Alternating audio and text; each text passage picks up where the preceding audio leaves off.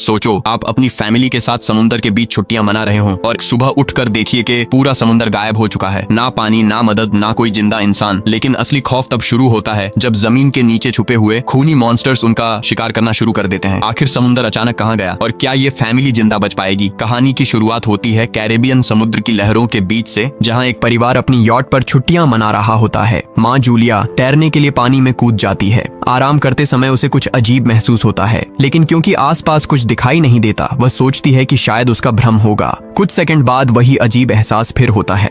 इस बार भी कुछ नजर नहीं आता, लेकिन अब वह घबरा जाती है और यॉट की तरफ तैरना शुरू करती है। तभी अचानक कोई उसकी टांग खींचने लगता है और वह मदद के लिए जोर जोर से चिल्लाने लगती है। उसकी बेटी कैसी हेडफोन लगाकर म्यूजिक सुन रही होती है, इसलिए उसे कुछ सुनाई नहीं देता। पति टॉम और बेटा बेन मछली पकड़ने में व्यस्त होते हैं। जूलिया पानी के ऊपर टिकने की कोशिश करती है, लेकिन मुंह में पानी जाने की वजह से चिल्लाना मुश्किल हो जाता है। थोड़ी देर बाद टॉम को एहसास होता है कि काफी देर से उसने जूलिया को नहीं देखा। वह यॉट पर उसे ढूंढता है और फिर अपनी पत्नी को खतरे में देख लेता है। वह बच्चों को बुलाता है, यॉट को उस तरफ ले जाता है और पानी में कूद जाता है। जल्दी से जूलिया तक पहुंचकर उसे संभालता है और यॉट की ओर तैरता है। बच्चे दोनों को ऊपर खींच लेते हैं। परिवार जूलिया को संभालता है, लेकिन जूलिया खुद को समझाती है कि शायद लहरों की वजह से ऐसा हुआ होगा।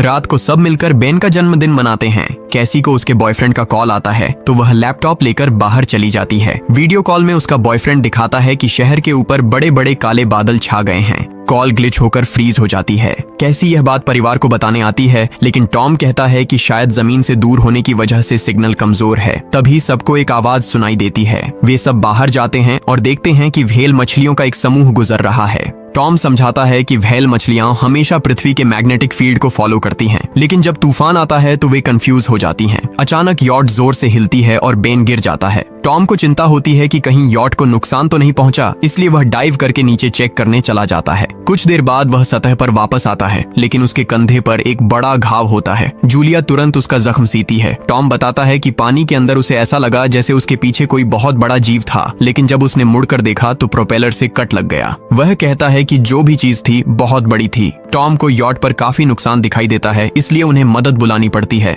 जूलिया बार बार रेडियो पर कोशिश करती है। कैसी फोन पर सिग्नल ढूंढती है, लेकिन कुछ भी काम नहीं करता। तभी कैसी को एक अजीब सा जीव दिखाई देता है और वह चिल्ला उठती है, लेकिन वह तो बस बेन होता है जो मास्क पहनकर मजाक कर रहा होता है। कुछ देर बाद यॉट पूरी तरह बंद हो जाती है और समुद्र के बीच में फंस जाती है। जूलिया रेडियो में एक आवाज सुनती है, लेकिन आवाज इतनी खराब होती है कि उसे कुछ समझ नहीं आता।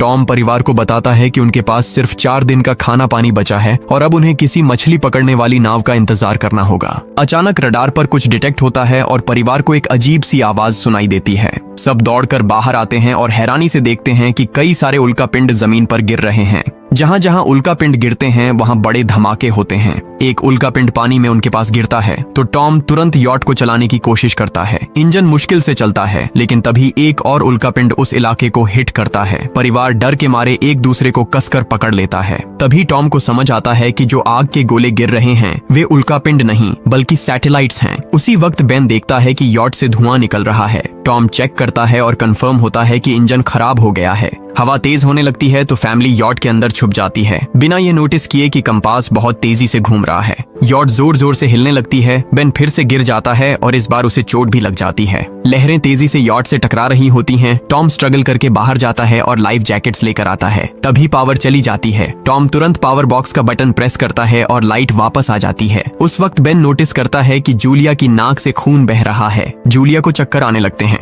जबकि कैसी सिंक पर जाकर उल्टी कर देती है। टॉम रेडियो ट्राई करता रहता है पर सिग्नल नहीं मिलता। अचानक एक तेज हाई पिच्ड नॉइज आती है और हवा और भी स्ट्रांग हो जाती है। जूलिया दरवाजे बंद करने की कोशिश करती है, पर एक हैच खुल जाता है और हवा खिड़कियां तोड़ने लगती है।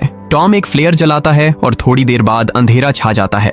अगली सुबह फैमिली शॉक में उठती है कि वो स्टॉर्म से बच गए हैं, लेकिन यॉट आधी तबाह हो गई होती है। जब वो बाहर आते हैं तो देखते हैं कि समुद्र का पानी गायब हो गया है और यॉट अब जमीन पर अटकी है। सब ये देखकर शॉक में आ जाते हैं। कैसी सिग्नल चेक करती है पर नेटवर्क बिल्कुल डाउन होता है। बेन 2 मरे हुए केकड़ों से खेलने लगता है। टॉम कंपास चेक करता है और देखता है कि वो उल्टा हो गया है। ये आखिरी बार 7 लाख साल पहले हुआ था। कैसी को लगता है कि उसका बॉयफ्रेंड मर गया होगा और वो टूट जाती है। जब जूलिया उसे समझाने आती है तो कैसी उसे दूर कर देती है और छुपने चली जाती है। जूलिया और टॉम बची हुई सप्लाईज देखते हैं। बेन अपने बर्थडे बलून्स एक पत्थर से बांध देता है ताकि शायद कोई बचा हुआ सर्वाइवर देख ले। टॉम फिर रेडियो ट्राई करता है और इस बार एक आदमी से कनेक्शन हो जाता है। उसका नाम नाव होता है और वो एक सबमरीन का कैप्टन होता है। उसकी सबमरीन भी लैंड पर अटक गई है। वो कंफर्म करता है कि मैग्नेटिक पोल्स रिवर्स हो गए हैं, इसलिए ओशन पीछे हट गया है और जमीन डूब गई है। वो कहता है कि उसने अभी तक और सर्वाइवर्स नहीं देखे और कम्युनिकेशन सिस्टम्स बिल्कुल डाउन हो गए हैं। वो मजीद ये भी कहता है कि पोल्स फिर रिवर्स होंगे और शायद एक हफ्ते में समुंदर वापस आ जाएगा।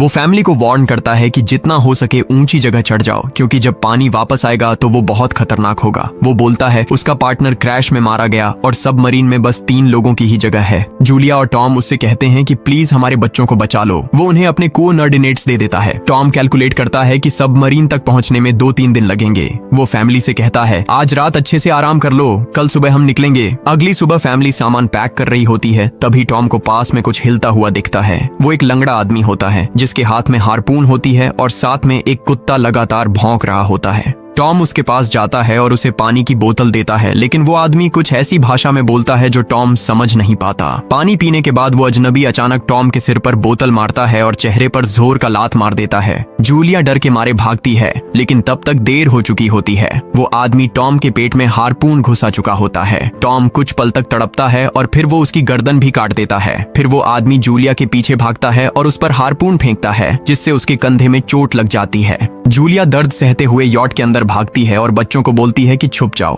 वो दरवाजा लॉक कर देती है। कैसी और बेन सोफे के अंदर घुस जाते हैं। जूलिया उन्हें फ्लेयर गन पकड़ाती है और खुद एक चाकू लेकर बाथरूम में छुप जाती है।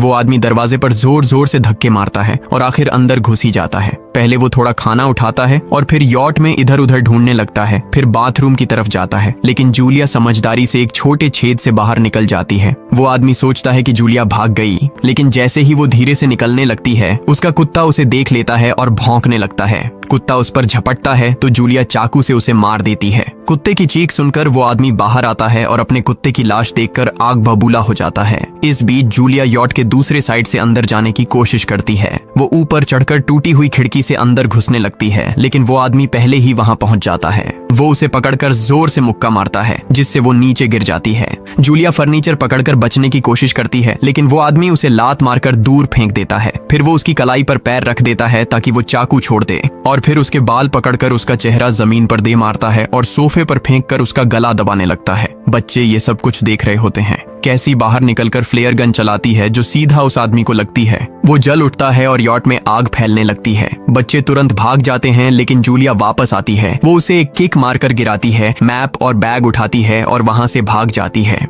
बेन और कैसी अपने पापा के पास जाकर रोने लगते हैं। जूलिया भी उनके साथ बैठ जाती है और तीनों मिलकर आंसुओं के साथ टॉम को आखिरी अलविदा कहते हैं। तभी वो डरावना आदमी फिर यॉट से बाहर निकल आता है तो फैमिली फिर से भागने लगती है। कुछ ही देर में यॉट एक बड़े धमाके के साथ उड़ जाती है। थोड़ी दूर चलने के बाद वो लोग एक छोटे से झरने के पास रुकते हैं ताकि थोड़ा आराम कर सकें। कैसी सोचती है कि शायद वो पागल आदमी उनके पास गुब्बारे देखकर आया था। ये सुनकर बेन खुद को कसूरवार मानने लगता है। जूलिया उसे समझाती है कि इसमें उसकी कोई गलती नहीं थी और सबको आगे बढ़ने को कहती है, क्योंकि वो आदमी अभी भी उनके पीछे है। रास्ते में एक छोटे तालाब के पास बेन एक मरी हुई हैमरहेड शार्क देखकर हैरान रह जाता है। तभी जूलिया नोटिस करती है कि वो आदमी फिर उनके करीब पहुंचने वाला है। सब लोग दौड़ पड़ते हैं और एक रेत के टीले से नीचे गिर जाते हैं, जहां उन्हें जहरीला कचरा दिखाई देता है। फैमिली सावधानी से उसे पार करती है और लगता है कि उन्होंने उस आदमी से पीछा छुड़ा लिया है। चलते चलते उन्हें बड़े बड़े मरे हुए सी एनिमल्स और समुंदर के नीचे जमा हुआ सारा प्लास्टिक दिखने लगता है।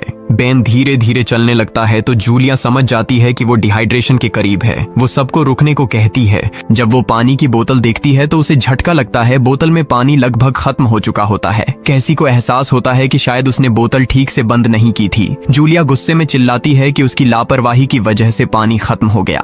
कैसी जवाब देती है, क्या फर्क पड़ता है, वैसे भी हम बचने वाले नहीं हैं। दोनों के बीच लंबी बहस होती है, फिर भी फैमिली आगे चलती रहती है। कुछ देर बाद उन्हें एक क्रैश हुआ प्लेन मिलता है। अंदर कुछ हिलता डुलता देख सब डर जाते हैं, लेकिन वो सिर्फ कुछ पक्षी होते हैं। फैमिली तय करती है कि रात यहीं प्लेन के अंदर गुजारेंगे। वो थोड़ा सा स्नैक शेयर करते हैं और जूलिया को टॉम की जैकेट में एक फैमिली फोटो मिलती है, जिसे देखकर उसका दिल टूट जाता है। कैसी पूछती है, मॉम आप और डैड की लव स्टोरी क्या थी? जूलिया मुस्कुराकर बताती है, टॉम हॉस्पिटल में मेरा पेशेंट था। फिर एक दिन उसने फूल और एक प्यारी सी कविता देकर अपना प्यार जताया था। रात के बीच में कैसी प्लेन से बाहर जाती है। तभी वो डरावना आदमी उसे पीछे से पकड़ने की कोशिश करता है, लेकिन जूलिया अचानक पीछे से उस पर टूट पड़ती है और बार बार चाकू से वार करके उसे मार देती है। कैसी अपनी माँ को गले लगाकर शांत करती है। अगली सुबह उस आदमी की लाश पर कीड़े गुंड पड़े होते हैं।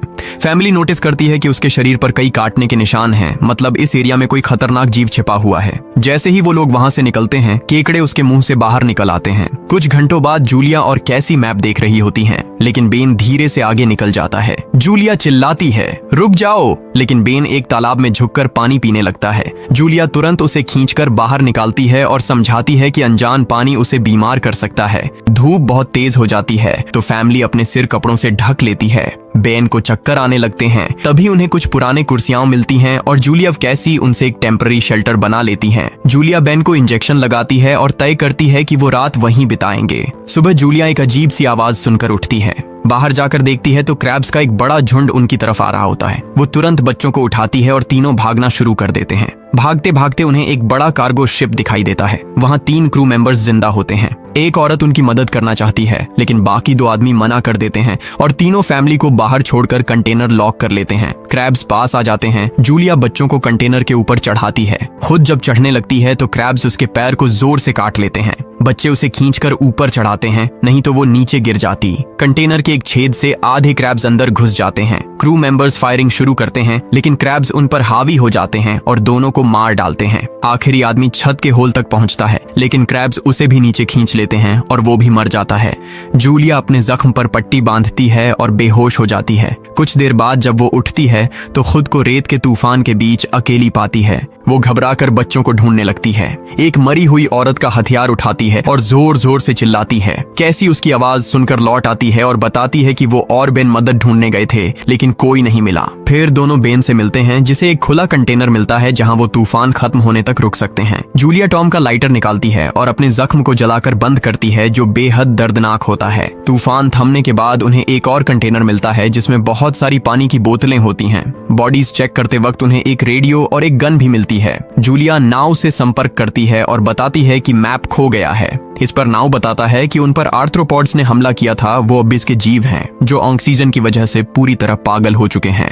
अब नाव फैमिली को जल्दी करने को बोलता है, क्योंकि उसके इंस्ट्रूमेंट्स ने कैलकुलेट किया है कि समुद्र उम्मीद से ज्यादा जल्दी वापस आएगा और उनके पास सिर्फ कुछ घंटे बचे हैं। वो एक फ्लेयर शूट करता है और फैमिली उस दिशा में चलना शुरू करती है। लंबी वॉक के बाद फैमिली को एक टूटा हुआ टॉयलेट मिलता है जिसमें बेन पेशाब करता है। अब वो लोग आखिरकार सबमरीन को पास ही देख लेते हैं, लेकिन वहां पहुंचने के लिए उन्हें एक बड़ा चट्टानी रास्ता पार करना होगा। जैसे ही वो रास्ते से गुजरते हैं, दीवारें हिलने लगती हैं और पत्थर गिरने लगते हैं, जिससे एक भयानक रॉक स्लाइड हो जाता है। जूलिया तुरंत अपने बच्चों को साइड में धक्का देती है और खुद भी पीछे हट जाती है ताकि कुचली न जाए। अब एक पत्थर की दीवार उनके बीच आ गई है। जूलिया बच्चों से कहती है कि वो बिना उसके आगे बढ़ जाए, लेकिन कैसी मना करती है और जोर देती है कि उसकी माँ को चढ़ने की कोशिश करनी चाहिए। बहुत बहस होती है और चिल्लाने के बाद जूलिया वादा करती है कि वो बाद में अपने बच्चों को ढूंढ लेगी।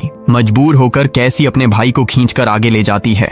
बच्चे चट्टानी रास्ता चढ़कर सबमरीन की तरफ भागते हैं, लेकिन वहां पहुंचकर देखते हैं कि नाव बाहर खून में लथपथ पड़ा है। वो समझाता है कि उसके लिए सब खत्म हो गया है और अब बच्चे सबमरीन ले सकते हैं। ये सोचकर कि एक एक्स्ट्रा जगह होगी, कैसी वापस अपनी माँ को ढूंढने भागती है। तभी जूलिया केकड़ों को आता देखती है और वो फायरिंग शुरू कर देती है। कुछ केकड़ों को वो मार देती है, लेकिन झुंड बहुत बड़ा होता है और सबसे लड़ना मुश्किल हो जाता है। उसी वक्त कैसी दीवार के ऊपर दिखाई देती है और हाथ आगे बढ़ाती है तो जूलिया अपने घायल पैर के बावजूद तेजी से चढ़ना शुरू करती है। कैसी की मदद से वो दूसरी तरफ पहुंच जाती है और दोनों साथ में सबमरीन की तरफ भागते हैं। बेन पहले से ही ऊपर खड़ा होता है और फायर खोल देता है ताकि केकड़े डिस्टर्ब रहें जब तक फैमिली ऊपर चढ़ जाए। केकड़े नाव के शरीर तक पहुंचते ही तुरंत उसे खाने लग जाते हैं। जूलिया गन उठाती है और फायरिंग जारी रखती है जब तक बच्चे अंदर चले जाएं। जब वो सुरक्षित हो जाते हैं, जूलिया समझती है कि गोलियां खत्म हो गई हैं, तो वो गन केकड़ों पर फेंक देती है और अपने बच्चों के साथ अंदर चली जाती है। फैमिली हैच को अच्छे से लॉक करती है और खिड़की से केकड़ों को सबमरीन के चारों तरफ देखती है। इसी वक्त समुद्र वापस आ जाता है तो तीनों तुरंत अपनी सीटों पर बैठकर बेल्ट पहन लेते हैं और एक दूसरे का हाथ पकड़ लेते हैं। तेज लहरें सबमरीन को जोर जोर से इधर उधर फेंकना शुरू कर देती हैं, जिससे जूलिया को पूरी जर्नी के विजन दिखने लगते हैं और कैसी उल्टी कर देती है। जल्दी ही वो हाई पिच आवाज वापस आती है और फैमिली बेहोश हो जाती है। कुछ देर बाद जूलिया और बच्चे होश में आते हैं और खुद को जिंदा देखकर खुश होते हैं। वो हैच अनलॉक करके बाहर निकलते हैं और देखते हैं कि लहरों ने सबमरीन को एक तबाह शहर में गिरा दिया है, यानी अब जिंदा रहने और नया जीवन शुरू करने की उम्मीद है। और यहीं पर फिल्म खत्म होती है। दोस्तों, आपको ये वीडियो कैसी लगी कमेंट में जरूर बताना। वीडियो को लाइक करें और फिल्म लिपि चैनल को सब्सक्राइब करना मत भूलना, ताकि हर नई आने वाली वीडियो सबसे पहले आप तक पहुंचे।